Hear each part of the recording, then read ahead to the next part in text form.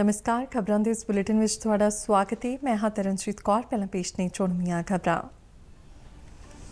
प्रधानमंत्री नरेंद्र मोदी ने देशवासियों को लॉकडाउन की ही तरह अनलॉक समय विच भी पूरे एहतियात वरतन की कीती अपील। सरकारां, स्थानक सरकारां, संस्थावां ते देश के नागरिकों को कोरोना वायरस विरुद्ध लॉकडाउन की तरह ही काम करने की लोड़ ते जोर दिता है। गरीब कल्याण अन्न योजना तहत अप्रैल तो आउंदे नवंबर महीने तक 1.5 लाख करोड़ रुपए खर्चण का ऐलान। प्रधानमंत्री ने इस योजना को सुचज्जे ढंग नाल चलाउण लई किसानां अते ईमानदारी नाल टैक्स भरन वालियां वल्लों दित्ते सहयोग लई उन्हां दा दिलों धन्नवाद कीता। देशवासियों को 2 गज की दूरी के नियम की पालना करन अते अपने परने या मास्क नाल मूँह ढकण की कीती जोरदार अपील। किसी भी तरह की लापरवाही तो गुरेज करन दी नसीहत दी।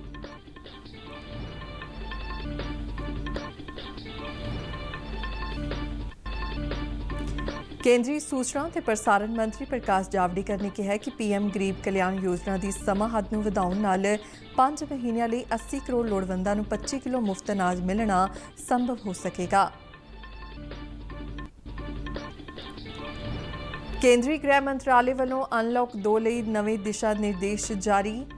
लॉकडाउन सिर्फ कंटेनमेंट जोनां विच लागू रहेगा। स्कूल, कॉलेज, विद्यक ते कोचिंग संस्थान 31 जुलाई तक बंद रहेंगे। Cinema hall, gym, swimming pool, मनोरंजन पार्कां ते पाबंदी बरकरार।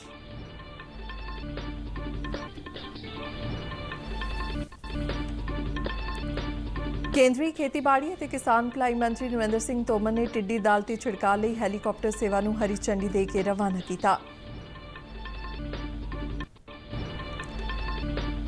DGCI ने देश के पहले कोविड-19 के इलाज लई बने टीके नूं मनुखी तजर्बे लई प्रवानगी दित्ती। भारत चीन विचाले पूर्वी लद्दाख के तनाव के मद्देनज़र लैफ्टिनेंट जनरल पद की तीजे गेड़ की मीटिंग हुई। ते भारत ते फ्रांस के विदेश मंत्रियों विचाले आर्थिक सहयोग वधाउण बारे हुई चर्चा। ते हुण खबरां विस्तार नाल।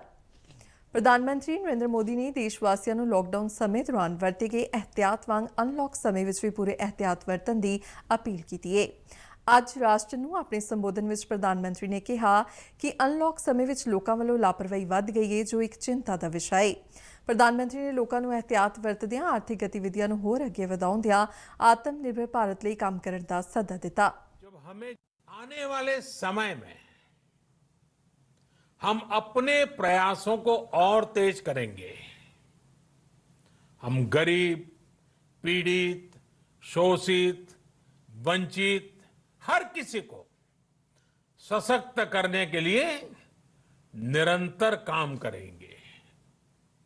हम सारी एहतियात बरतते हुए इकोनॉमिक एक्टिविटीज को और आगे बढ़ाएंगे। प्रधानमंत्री ने कहा कि सरकारां नूं, स्थानक सरकारां नूं, संस्थावां नूं अते देश के नागरिकां नूं कोरोना वायरस विरुद्ध फिर उसी तरह काम करने की लोड़ है जो लॉकडाउन दौरान किया गया। प्रधानमंत्री ने कंटेनमेंट जोनां ते ध्यान देने लई आख्या। अपने संबोधन दौरान प्रधानमंत्री नरेंद्र मोदी ने लॉकडाउन कारण गरीब लोगों लिए शुरू की गई प्रधानमंत्री गरीब कल्याण अन्न योजना नूं नवंबर तक वधाउण दा भी ऐलान किया है। प्रधानमंत्री ने दस्सिया कि गरीब कल्याण अन्न योजना तहत गरीबां लई केंद्र सरकार वल्लों पौने 2 लाख करोड़ का पैकेज दिता गया तां जो देश विच कोई भी गरीब भुखा ना सोवे। उन्होंने दस्सिया कि बीते 3 महीनों में 20 करोड़ गरीब परिवारों के जनधन खात्यां में सीधे 31,000 करोड़ रुपए जमा करवाए गए। इस दौरान 9 करोड़ तो वध किसानों के खात्यां में 18,000 करोड़ रुपए जमा हुए। इस दे नाल ही पिंडां विच मजदूरां नूं रोजगार देने लई प्रधानमंत्री गरीब कल्याण रोजगार अभियान तेज रफ्तार नाल शुरू कर दिता गया है, जिससे सरकार वल्लों 50,000 करोड़ रुपए खर्चे जा रहे हैं। 3 महीनों में 20 करोड़ गरीब परिवारों के जनधन खातों में सीधे 31,000 करोड़ रुपया जमा करवाए गए हैं। इस दौरान 9 करोड़ से अधिक किसानों के बैंक खातों में 18,000 करोड़ रुपए जमा हुए हैं। इसके साथ ही गांवों में श्रमिकों को रोजगार देने के लिए प्रधानमंत्री गरीब कल्याण रोजगार अभियान तेज गति से आरंभ कर दिया गया है। इस पर सरकार 50,000 करोड़ रुपए खर्च कर रही है। ਪ੍ਰਧਾਨ ਮੰਤਰੀ ਨੇ ਕਿਹਾ ਕਿ ਅਪ੍ਰੈਲ ਮਹੀਨੇ ਤੋਂ ਲੈ ਕੇ ਆਉਂਦੇ ਨਵੰਬਰ ਮਹੀਨੇ ਤੱਕ ਗਰੀਬ ਕਲਿਆਣ ਅੰਨ ਯੋਜਨਾ ਤਹਿਤ ਕੁੱਲ 1.5 ਲੱਖ ਕਰੋੜ ਰੁਪਏ ਖਰਚੇ ਜਾਣਗੇ। ਉਨ੍ਹਾਂ ਦੱਸਿਆ ਕਿ ਸਰਕਾਰ ਵੱਲੋਂ ਦੇਸ਼ ਵਿੱਚ ਇੱਕ ਰਾਸ਼ਨ ਕਾਰਡ ਸਕੀਮ ਸ਼ੁਰੂ ਕੀਤੀ ਜਾ ਰਹੀ ਹੈ, ਜਿਸ ਦਾ ਉਨ੍ਹਾਂ ਗਰੀਬ ਦੇਸ਼ ਵਾਸੀਆਂ ਨੂੰ ਫਾਇਦਾ ਹੋਵੇਗਾ ਜੋ ਆਪਣੀਆਂ ਲੋੜਾਂ ਲਈ ਆਪਣਾ ਪਿੰਡ ਛੱਡ ਕੇ ਕਿਸੇ ਹੋਰ ਸ਼ਹਿਰ ਜਾਂ ਸੂਬੇ ਵਿੱਚ ਜਾਂਦੇ ਨੇ। ਪ੍ਰਧਾਨ ਮੰਤਰੀ ਨੇ ਕਿਹਾ ਕਿ ਜੇ ਉਹ ਕੋਰੋਨਾ ਵਾਇਰਸ ਦੇ ਇਸ ਦੌਰ ਵਿੱਚ ਗਰੀਬਾਂ ਦੀ ਮਦਦ ਕਰ ਸਕੇ ਨੇ ਤਾਂ ਇਸ ਦਾ ਸਿਹਰਾ ਦੇਸ਼ ਦੇ ਕਿਸਾਨ ਅਤੇ ਕਰਦਾਤਾਵਾਂ ਨੂੰ ਜਾਂਦਾ ਹੈ। ਉਨ੍ਹਾਂ ਕਿਹਾ ਕਿ ਕਿਸਾਨਾਂ ਦੀ ਮਿਹਨਤ ਅਤੇ ਸਮਰਪਣ ਦਾ ਹੀ ਨਤੀਜਾ ਹੈ ਕਿ ਅਸੀਂ ਸੰਕਟ ਦੀ ਇਸ ਘੜੀ ਵਿੱਚ ਗਰੀਬਾਂ ਦੀ ਮਦਦ ਕਰ ਪਾ ਰਹੇ ਹਾਂ। ਪ੍ਰਧਾਨ ਮੰਤਰੀ ਨੇ ਕਿਹਾ ਕਿ ਉਹ ਕਰਦਾਤਾਵਾਂ ਅਤੇ ਕਿਸਾਨਾਂ ਦਾ ਦਿਲੋਂ ਧੰਨਵਾਦ ਕਰਦੇ ਨੇ। गरीब को, जरूरतमंद को सरकार अगर मुफ्त अनाज दे पा रही है तो इसका श्रेय प्रमुख रूप से दो वर्गों को जाता है। पहला, हमारे देश के मेहनती किसान, हमारे अन्नदाता, और दूसरा हमारे देश के ईमानदार टैक्स पेयर। आपका परिश्रम, आपका समर्पण ही जिसकी वजह से देश ये मदद कर पा रहा है। ਰਾਸ਼ਟਰ ਦੇ ਨਾਂ ਆਪਣੇ ਸੁਨੇਹੇ ਦੇ ਅੰਤ ਵਿੱਚ ਪ੍ਰਧਾਨ ਮੰਤਰੀ ਨੇ ਇੱਕ ਵਾਰ ਫਿਰ ਦੇਸ਼ ਵਾਸੀਆਂ ਨੂੰ ਅਹਿਤਿਆਤ ਵਰਤਦਿਆਂ 2 ਗਜ਼ ਦੀ ਦੂਰੀ ਦੇ ਨਿਯਮ ਦੀ ਪਾਲਣਾ ਕਰਨ ਅਤੇ ਆਪਣੇ ਪਰਨੇ ਜਾਂ ਮਾਸਕ ਨਾਲ ਮੂੰਹ ਢੱਕਣ ਦੀ ਜ਼ੋਰਦਾਰ ਅਪੀਲ ਕੀਤੀ ਅਤੇ ਕਿਸੇ ਵੀ ਤਰ੍ਹਾਂ ਦੀ ਲਾਪਰਵਾਹੀ ਤੋਂ ਗੁਰੇਜ਼ ਕਰਨ ਦੀ ਨਸੀਹਤ ਦਿੱਤੀ। ਕੇਂਦਰੀ ਸੂਚਨਾ ਤੇ ਪ੍ਰਸਾਰਣ ਮੰਤਰੀ ਪ੍ਰਕਾਸ਼ ਜਾਵੜੇਕਰ ਨੇ ਪ੍ਰਧਾਨ ਮੰਤਰੀ ਨਰਿੰਦਰ ਮੋਦੀ ਵੱਲੋਂ ਪੀਐਮ ਗਰੀਬ ਕਲਿਆਣ ਯੋਜਨਾ ਨੂੰ ਨਵੰਬਰ ਦੇ ਅਖੀਰ ਤੱਕ ਵਧਾਉਣ ਦੇ ਫੈਸਲੇ ਨੂੰ ਇੱਕ ਸ਼ਲਾਘਾਯੋਗ ਕਦਮ ਦੱਸਿਆ ਹੈ। ਕੇਂਦਰੀ ਮੰਤਰੀ ਨੇ ਕਿਹਾ ਕਿ ਇਸ ਉਪਰਾਲੇ ਨਾਲ ਗਰੀਬਾਂ ਤੇ ਜ਼ਰੂਰਤਮੰਦਾਂ ਦੀ ਭਲਾਈ ਲਈ ਚਲਾਈ ਜਾ ਰਹੀ ਸਕੀਮ ਨੂੰ ਹੋਰ ਮਜ਼ਬੂਤੀ ਮਿਲੇਗੀ। ਉਨ੍ਹਾਂ ਕਿਹਾ ਕਿ ਇਸ ਨਾਲ ਅਗਲੇ 5 ਮਹੀਨਿਆਂ ਲਈ 80 ਕਰੋੜ ਲੋਕਾਂ ਨੂੰ 25 ਕਿਲੋ ਅਨਾਜ ਮੁਫਤ ਮਿਲਣਾ ਸੰਭਵ ਹੋ ਸਕੇਗਾ। ਅੱਜ ਰਾਤ 12 ਵਜੇ ਤੋਂ ਅਨਲੌਕ 2 ਸ਼ੁਰੂ ਹੋ ਰਿਹਾ ਹੈ। ਕੇਂਦਰੀ ਗ੍ਰਹਿ ਮੰਤਰਾਲੇ ਵੱਲੋਂ 1 ਤੋਂ 31 ਜੁਲਾਈ ਤੱਕ ਚੱਲਣ ਵਾਲੇ ਅਨਲੌਕ 2 ਲਈ ਨਵੇਂ ਦਿਸ਼ਾ ਨਿਰਦੇਸ਼ ਜਾਰੀ ਕੀਤੇ ਗਏ ਨੇ। ਮੰਤਰਾਲੇ ਵੱਲੋਂ ਜਾਰੀ ਹੁਕਮਾਂ ਮੁਤਾਬਿਕ ਸਕੂਲ, ਕਾਲਜ, ਵਿਦਿਅਕ ਅਤੇ ਕੋਚਿੰਗ ਸੰਸਥਾਨ 31 ਜੁਲਾਈ ਤੱਕ ਬੰਦ ਰਹਿਣਗੇ, ਜਦਕਿ ਆਨਲਾਈਨ ਅਤੇ ਦੂਰ ਸਿੱਖਿਆ ਮਾਧਿਅਮ ਰਾਹੀਂ ਪੜ੍ਹਾਈ ਦਾ ਕੰਮ ਜਾਰੀ ਰਹੇਗਾ। ਨਵੇਂ ਦਿਸ਼ਾ ਨਿਰਦੇਸ਼ਾਂ ਅਨੁਸਾਰ ਕੇਂਦਰ ਅਤੇ ਸੂਬਾ ਸਰਕਾਰਾਂ ਅਧੀਨ ਆਉਣ ਵਾਲੇ ਸਿਖਲਾਈ ਇੰਸਟੀਚਿਊਟ 15 ਜੁਲਾਈ ਤੋਂ ਪਰਸੋਨਲ ਅਤੇ ਸਿਖਲਾਈ ਵਿਭਾਗ ਵੱਲੋਂ ਜਾਰੀ SOP ਮੁਤਾਬਿਕ ਖੋਲ੍ਹੇ ਜਾ ਸਕਣਗੇ। ਇਸ ਤੋਂ ਇਲਾਵਾ ਕੌਮਾਂਤਰੀ ਹਵਾਈ ਉਡਾਨਾਂ ਤੇ ਪਾਬੰਦੀ ਬਰਕਰਾਰ ਰਹੇਗੀ ਅਤੇ ਕੇਂਦਰੀ ਗ੍ਰਹਿ ਮੰਤਰਾਲੇ ਵੱਲੋਂ ਮਨਜ਼ੂਰਸ਼ੁਦਾ ਉਡਾਨਾਂ ਚਲਾਉਣ ਦੀ ਹੀ ਆਗਿਆ ਹੋਵੇਗੀ। ਮੈਟਰੋ ਰੇਲ ਸੇਵਾ ਤੇ ਵੀ ਪਾਬੰਦੀ 31 ਜੁਲਾਈ ਤੱਕ ਬਰਕਰਾਰ ਰਹੇਗੀ। Cinema hall, gym, swimming pool, ਮਨੋਰੰਜਨ ਪਾਰਕ ਅਤੇ ਹੋਰ ਅਜਿਹੀਆਂ ਥਾਵਾਂ ਨੂੰ ਵੀ ਫਿਲਹਾਲ ਬੰਦ ਰੱਖਣ ਦੇ ਹੁਕਮ ਜਾਰੀ ਕੀਤੇ ਗਏ ਨੇ। ਅਨਲੌਕ 2 ਤਹਿਤ ਸਮਾਜਿਕ, ਸਿਆਸੀ, ਖੇਡ, ਮਨੋਰੰਜਨ, ਸੱਭਿਆਚਾਰਕ ਅਤੇ ਧਾਰਮਿਕ ਸਮਾਗਮਾਂ ਤੇ ਵੱਡੇ ਇਕੱਠ ਕਰਨ ਤੇ ਵੀ ਪਾਬੰਦੀ ਲਾਈ ਗਈ ਹੈ। ਕੇਂਦਰੀ ਗ੍ਰਹਿ ਮੰਤਰਾਲੇ ਵੱਲੋਂ ਰਾਤ 10 ਵਜੇ ਤੋਂ ਸਵੇਰੇ 5 ਵਜੇ ਤੱਕ ਦੇਸ਼ ਭਰ ਵਿੱਚ ਰਾਤ ਦਾ ਕਰਫਿਊ ਲਗਾਉਣ ਦੇ ਹੁਕਮ ਦਿੱਤੇ ਗਏ ਨੇ। ਕਰਫਿਊ ਦੌਰਾਨ ਜ਼ਰੂਰੀ ਗਤੀਵਿਧੀਆਂ, ਜਿਸ ਵਿੱਚ ਕੌਮੀ ਅਤੇ ਸੂਬਾਈ ਮਾਰਗਾਂ ਤੇ ਲੋਕਾਂ ਤੇ ਵਸਤਾਂ ਦੀ ਆਵਾਜਾਈ ਅਤੇ ਆਪਣੇ ਟਿਕਾਣਿਆਂ ਵੱਲ ਵਧ ਰਹੇ ਲੋਕਾਂ ਨੂੰ ਹੀ ਛੋਟ ਮਿਲੇਗੀ। ਸੂਬਾ ਸਰਕਾਰਾਂ ਵੱਲੋਂ ਨਿਰਧਾਰਿਤ ਕੀਤੇ ਗਏ ਕੰਟੇਨਮੈਂਟ ਜ਼ੋਨਾਂ ਵਿੱਚ ਲਾਕਡਾਊਨ 31 ਜੁਲਾਈ 2020 ਤੱਕ ਲਾਗੂ ਰਹੇਗਾ। ਕੰਟੇਨਮੈਂਟ ਜ਼ੋਨਾਂ ਦੀ ਪਛਾਣ ਸੰਬੰਧੀ ਸੂਬਾ ਸਰਕਾਰਾਂ ਅਤੇ ਜ਼ਿਲ੍ਹਾ ਪ੍ਰਸ਼ਾਸਨਾਂ ਨੂੰ ਪਿਛਲੇ ਨਿਰਦੇਸ਼ਾਂ ਵਿੱਚ ਦਿੱਤੇ ਗਏ ਅਧਿਕਾਰ ਬਰਕਰਾਰ ਰੱਖੇ ਗਏ ਨੇ। ਇਨ੍ਹਾਂ ਜ਼ੋਨਾਂ ਵਿੱਚ ਕੇਵਲ ਜ਼ਰੂਰੀ ਗਤੀਵਿਧੀਆਂ ਨੂੰ ਹੀ ਆਗਿਆ ਹੋਵੇਗੀ, ਜਿਸ ਵਿੱਚ ਮੈਡੀਕਲ ਐਮਰਜੈਂਸੀ ਅਤੇ ਜ਼ਰੂਰੀ ਵਸਤਾਂ ਅਤੇ ਸੇਵਾਵਾਂ ਲਈ ਆਵਾਜਾਈ ਸ਼ਾਮਲ ਹੈ। ਗ੍ਰਹਿ ਮੰਤਰਾਲੇ ਦੇ ਤਾਜ਼ਾ ਹੁਕਮਾਂ ਮੁਤਾਬਿਕ ਸੂਬੇ ਅਤੇ ਕੇਂਦਰ ਸ਼ਾਸਿਤ ਪ੍ਰਦੇਸ਼ ਕੰਟੇਨਮੈਂਟ ਜ਼ੋਨਾਂ ਦੇ ਬਾਹਰਲੇ ਪਾਸੇ ਬਫਰ ਜ਼ੋਨਾਂ ਦੀ ਪਛਾਣ ਕਰਨਗੇ, ਜਿੱਥੇ ਮਹਾਮਾਰੀ ਦੇ ਕੇਸ ਵਧਣ ਦਾ ਖਦਸ਼ਾ ਹੈ। ਇਸ ਤੋਂ ਇਲਾਵਾ ਲੋਕਾਂ ਤੇ ਵਸਤਾਂ ਦੀ ਅੰਤਰ ਸੂਬਾਈ ਆਵਾਜਾਈ ਨੂੰ ਖੁੱਲ੍ਹ ਦਿੱਤੀ ਗਈ ਹੈ ਤੇ ਅਜਿਹੀਆਂ ਗਤੀਵਿਧੀਆਂ ਲਈ ਕੋਈ ਵਿਸ਼ੇਸ਼ ਆਗਿਆ ਜਾਂ ਪਰਮਿਟ ਦੀ ਲੋੜ ਨਹੀਂ ਹੋਵੇਗੀ। 65 ਸਾਲ ਤੋਂ ਵੱਧ ਉਮਰ ਦੇ ਵਿਅਕਤੀਆਂ, ਗਰਭਵਤੀ ਮਹਿਲਾਵਾਂ ਤੇ 10 ਸਾਲ ਤੋਂ ਘੱਟ ਉਮਰ ਦੇ ਬੱਚਿਆਂ ਨੂੰ ਘਰਾਂ ਅੰਦਰ ਰਹਿਣ ਦੀ ਸਲਾਹ ਦਿੱਤੀ ਗਈ ਹੈ। ਮੰਤਰਾਲੇ ਨੇ ਦਫ਼ਤਰਾਂ ਤੇ ਹੋਰ ਕੰਮਕਾਜ ਵਾਲੀਆਂ ਥਾਵਾਂ ਤੇ ਕਰਮਚਾਰੀਆਂ ਨੂੰ ਆਰੋਗਿਆ ਸੇਤੂ ਐਪ ਵਰਤਣ ਦੀ ਸਲਾਹ ਦਿੱਤੀ ਹੈ। ਮੰਤਰਾਲੇ ਵੱਲੋਂ ਜਾਰੀ ਹੁਕਮਾਂ ਵਿੱਚ ਜਨਤਕ ਥਾਵਾਂ, ਕੰਮਕਾਜ ਵਾਲੇ ਸਥਾਨਾਂ ਤੇ ਆਵਾਜਾਈ ਦੌਰਾਨ ਮਾਸਕ ਪਹਿਨਣ ਨੂੰ ਲਾਜ਼ਮੀ ਕੀਤਾ ਗਿਆ ਹੈ ਅਤੇ ਘੱਟੋ-ਘੱਟ 2 ਗਜ਼ ਦੀ ਸਰੀਰਕ ਦੂਰੀ ਬਣਾਈ ਰੱਖਣ ਦੇ ਨਿਰਦੇਸ਼ ਦਿੱਤੇ ਗਏ ਨੇ। ਜਨਤਕ ਥਾਵਾਂ ਤੇ ਥੁੱਕਣ ਤੇ ਵੀ ਪਾਬੰਦੀ ਬਰਕਰਾਰ ਰੱਖੀ ਗਈ ਹੈ। ਵਿਆਹ ਸਮਾਗਮਾਂ ਵਿੱਚ ਵੱਧ ਤੋਂ ਵੱਧ 50 ਲੋਕਾਂ ਦੀ ਸ਼ਮੂਲੀਅਤ ਯਕੀਨੀ ਬਣਾਉਣ ਦੇ ਹੁਕਮ ਦਿੱਤੇ ਗਏ ਨੇ ਅਤੇ ਨਾਲ ਹੀ ਦਾਹ ਸੰਸਕਾਰ ਜਾਂ ਅੰਤਿਮ ਰਸਮਾਂ ਵਿੱਚ ਵੀ 20 ਤੋਂ ਵੱਧ ਲੋਕ ਸ਼ਾਮਲ ਨਹੀਂ ਹੋ ਸਕਦੇ।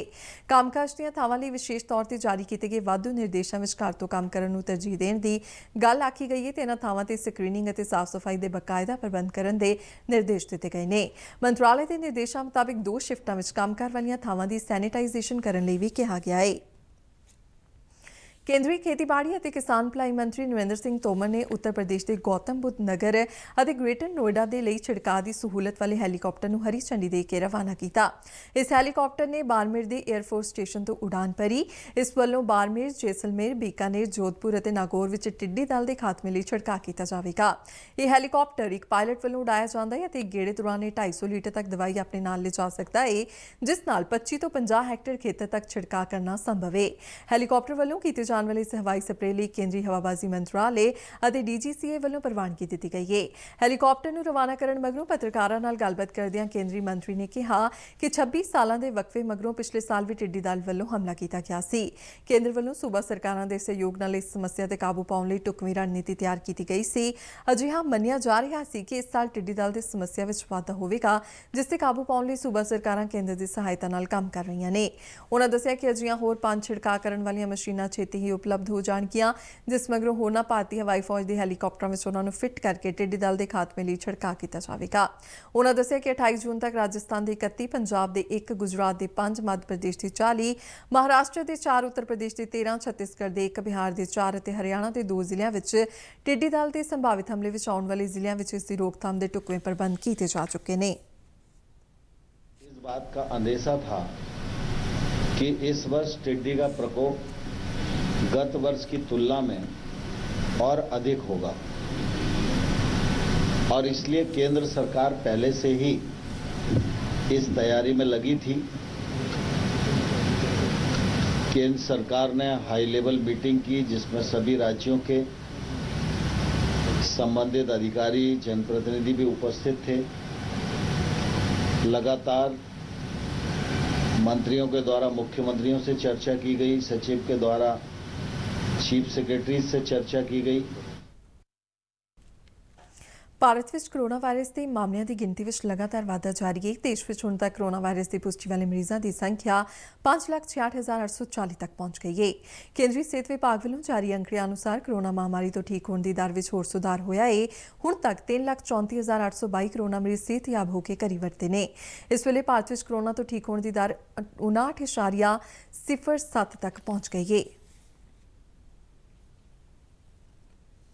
ਕੇਂਦਰੀ ਡਰੱਗ ਸਟੈਂਡਰਡ ਕੰਟਰੋਲ ਸੰਗਠਨ ਯਾਨੀ DGCI ਨੇ ਦੇਸ਼ ਦੇ ਪਹਿਲੇ ਕੋਵਿਡ-19 ਦੇ ਇਲਾਜ ਲਈ ਬਣੇ ਟੀਕੇ ਨੂੰ ਮਨੁੱਖੀ ਤਜਰਬੇ ਲਈ ਪ੍ਰਵਾਨਗੀ ਦੇ ਦਿੱਤੀ ਹੈ।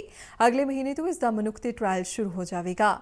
ਇਸ ਦਵਾਈ ਨੂੰ ਭਾਰਤ ਬਾਇਓਟੈਕ, ਜਿਸ ਵਿੱਚ ਭਾਰਤੀ ਡਾਕਟਰੀ ਖੋਜ ਕੌਂਸਲ ਯਾਨੀ ICMR ਅਤੇ ਨੈਸ਼ਨਲ ਇੰਸਟੀਚਿਊਟ ਆਫ ਵਾਇਰੋਲੋਜੀ ਯਾਨੀ NIV ਨੇ ਮਿਲ ਕੇ ਕੋਵਿਡ-19 ਦੇ ਲਈ ਦੇਸ਼ ਦੇ ਪਹਿਲੇ ਟੀਕੇ ਵਜੋਂ ਸਫਲਤਾਪੂਰਵਕ ਵਿਕਸਿਤ ਕੀਤਾ ਹੈ। ਇਸ ਦਾ ਨਾਂ ਕੋਵੈਕਸਿਨ ਰੱਖਿਆ ਗਿਆ ਹੈ। ਭਾਰਤ ਬਾਇਓਟੈਕ ਵੱਲੋਂ ਜਾਰੀ ਇੱਕ ਬਿਆਨ ਵਿੱਚ ਕਿਹਾ ਗਿਆ ਕਿ ਦੇਸ਼ ਦੀਆਂ ਵੱਖੋ-ਵੱਖਰੀਆਂ ਲੈਬੋਰਟਰੀਆਂ ਵਿੱਚ ਮਾਹਿਰਾਂ ਦੀ ਦੇਖਰੇਖ ਵਿੱਚ ਇਸ ਬਿਮਾਰੀ ਦੇ ਹੁਣ ਤੱਕ ਮਿਲੇ ਅੰਕੜਿਆਂ ਦੇ ਅਧਿਐਨ ਤੋਂ ਬਾਅਦ ਇਹ ਟੀਕਾ ਤਿਆਰ ਕੀਤਾ ਗਿਆ ਹੈ। ਪੂਨੇ ਅਤੇ ਹੈਦਰਾਬਾਦ ਦੀਆਂ ਲੈਬੋਰਟਰੀਆਂ ਵਿੱਚ ਵੱਖੋ-ਵੱਖਰੇ ਪੜਾਅ ਤੇ ਟੀਕੇ ਵਿੱਚ ਵਰਤੀਆਂ ਜਾਣ ਵਾਲੀਆਂ ਦਵਾਈਆਂ ਤੇ ਸਫਲ ਤਜਰਬੇ ਤੋਂ ਬਾਅਦ ਟੀਕੇ ਵਿੱਚ ਵਰਤਿਆ ਜਾਣ ਵਾਲਾ ਰਸਾਇਣ ਭਾਰਤ ਬਾਇਓਟੈਕ ਦੇ ਹਵਾਲੇ ਕਰ ਦਿੱਤਾ ਗਿਆ ਸੀ। ਟੀਕੇ ਦੇ ਕਲੀਨਿਕਲ ਤਜਰਬਿਆਂ ਦੀ ਰਿਪੋਰਟ ਵੀ ਨਾਲ ਨੱਥੀ ਕੀਤੀ ਗਈ ਸੀ, ਜਿਸ ਬਾਰੇ ਕੇਂਦਰੀ ਸਿਹਤ ਅਤੇ ਪਰਿਵਾਰ ਭਲਾਈ ਮੰਤਰਾਲੇ ਦੀਆਂ ਹਦਾਇਤਾਂ ਤੋਂ ਬਾਅਦ ਵੱਖੋ-ਵੱਖਰੀਆਂ ਦਵਾਈਆਂ ਸੰਬੰਧੀ ਏਜੰਸੀਆਂ ਨੇ ਇਸ ਟੀਕੇ ਦੇ ਪਹਿਲੇ 2 ਗੇੜ ਦੇ ਟ੍ਰਾਇਲਾਂ ਨੂੰ ਮਨਜ਼ੂਰੀ ਦਿੱਤੀ ਸੀ। ਮਨੁੱਖ ਤੇ ਇਸ ਟੀਕੇ ਦਾ ਤਜਰਬਾ ਪੂਰੇ ਦੇਸ਼ ਵਿੱਚ ਜੁਲਾਈ ਦੇ ਮਹੀਨੇ ਵਿੱਚ ਸ਼ੁਰੂ ਹੋਵੇਗਾ।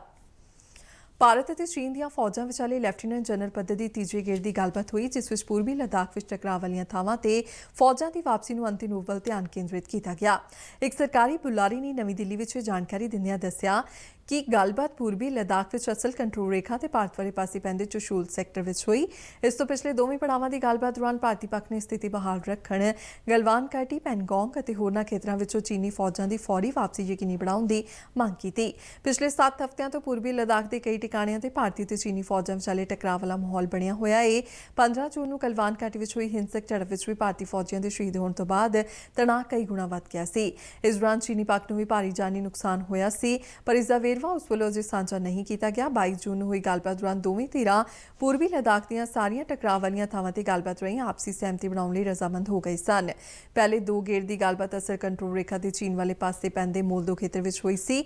ਮੀਟਿੰਗ ਵਿੱਚ ਭਾਰਤੀ ਵਫਦ ਦੀ ਨੁਮਾਇੰਦਗੀ 14ਵੀਂ ਕੋਰ ਦੇ commander lieutenant general Harinder Singh ਨੇ ਕੀਤੀ, ਜਦਕਿ ਚੀਨੀ ਪੱਖ ਦੀ ਅਗਵਾਈ ਤਿੱਬਤ ਵਿੱਚ ਚੀਨੀ ਫੌਜ ਦੇ ਕਮਾਂਡਰ ਮੇਜਰ ਜਨਰਲ ਲਿਊ ਲਿਨ ਕਰ ਰਹੇ ਨੇ। ਗਲਵਾਨ ਘਾਟੀ ਦੀ ਘਟਨਾ ਤੋਂ ਬਾਅਦ ਭਾਰਤ ਸਰਕਾਰ ਨੇ ਅਸਲ ਕੰਟਰੋਲ ਰੇਖਾ ਦੇ ਨਾਲ ਪੈਂਦੀ ਤਕਰੀਬਨ 3500 ਕਿਲੋਮੀਟਰ ਲੰਬੀ ਸਰਹੱਦ ਤੇ ਕਿਸੇ ਵੀ ਚੀਨੀ ਗਲਤਫਹਿਮੀ ਦਾ ਢੁਕਵਾਂ ਜਵਾਬ ਦੇਣ ਲਈ ਭਾਰਤੀ ਹਥਿਆਰਬੰਦ ਫੌਜਾਂ ਨੂੰ ਪੂਰੀ ਆਜ਼ਾਦੀ ਦਿੱਤੀ ਹੈ। ਫੌਜ ਨੇ ਪਿਛਲੇ 2 ਹਫ਼ਤਿਆਂ ਦੌਰਾਨ ਵੱਡੀ ਗਿਣਤੀ ਵਿੱਚ ਫੌਜੀਆਂ ਨੂੰ ਸਰਹੱਦ ਦੇ ਨਾਲ ਲੱਗਣ ਵਾਲੀਆਂ ਥਾਵਾਂ ਤੇ ਤਾਇਨਾਤ ਕਰ ਦਿੱਤਾ ਹੈ।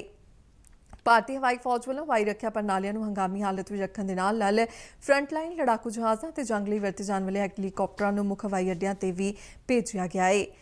ਲੈਫਟੀਨੈਂਟ ਜਨਰਲ ਪਦ ਦੀ ਗੱਲਬਾਤ ਦਾ ਪਹਿਲਾ ਗੇੜ 6 ਜੂਨ ਨੂੰ ਹੋਇਆ ਸੀ, ਜਿਸ ਦੌਰਾਨ ਦੋਵਾਂ ਧਿਰਾਂ ਨੇ ਗਲਵਾਨ ਘਾਟੀ ਤੋਂ ਆਪੋ ਆਪਣੀਆਂ ਫੌਜਾਂ ਪਿੱਛੇ ਹਟਾਉਣ ਦੇ ਸਮਝੌਤੇ ਨੂੰ ਅੰਤਿਮ ਰੂਪ ਦਿੱਤਾ ਗਿਆ ਸੀ। ਇਸ ਦੇ ਨਾਲ ਹੀ ਖਬਰਾਂ ਦਾ ਇਹ ਬੁਲੇਟਿਨ ਖਤਮ ਹੁੰਦਾ ਹੈ। ਆਗਿਆ ਦਿਓ, ਨਮਸਕਾਰ।